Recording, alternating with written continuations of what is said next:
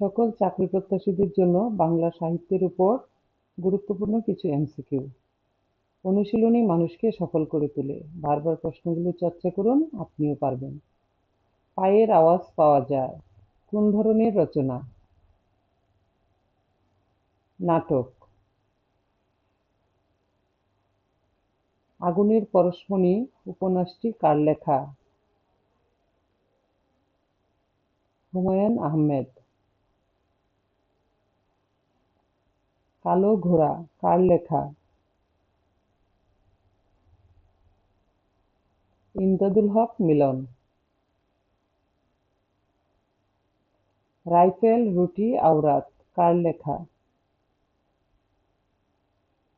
আনোয়ার পাশা। আমি বীরাঙ্গনা বলছি প্রবন্ধটি কার? নীলিমা ইব্রাহিম।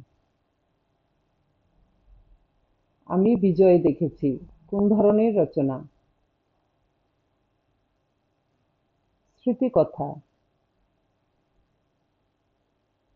একাত্তরের দিনগুলো কে লিখেছেন?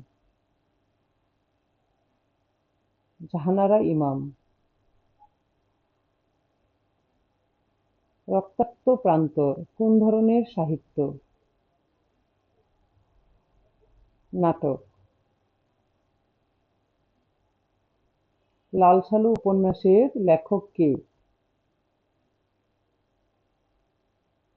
সৈয়দ ওয়ালিউল্লাহ। আমার ভাইয়ের রক্তে রাঙানো গানটির রচয়িতা কে? আব্দুল গাফফার চৌধুরী। একাত্তরের দিনগুলি কোন ধরনের রচনা? স্মৃতিকথা। সাতটি তারার তিমির কাব্যগ্রন্থটির রচয়িতা কে? জীবনানন্দ দাশ।